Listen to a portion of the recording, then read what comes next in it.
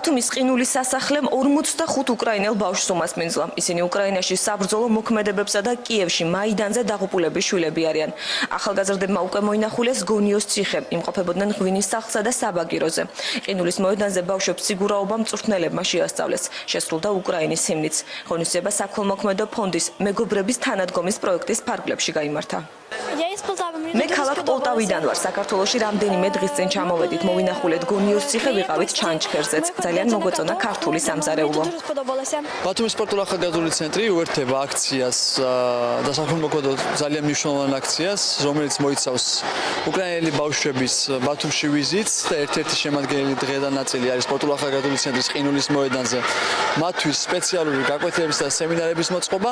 ბათუმელ ბავშვებთან ერთად ისინი შეეცდებიან რომ გაატარონ კარგი დრო, ამავდროულად მოხდება მათი დამეგობრება. უკრაინაში ყავს პარტნიორი საერთაშორისო ფონდია, იქაც რომელსაც ქვია მოწყალების სახლი და მათი მეშვეობით ფიქრობთ რომ 300 ბავშვი ჩამოვიყვანოთ დასასვენებლად საქართველოში. პირველი ნაკადი გვაქვს აჭარაში, ვფიქრობ რომ მეორე ნაკადიც აჭარაში იქნება, დანარჩენი კი ამინდების მიხედვით ვნახოთ. ალბათ არ არის გამორიცხული ბაკურიანში წავიყვანოთ და იქ გავასვენოთ.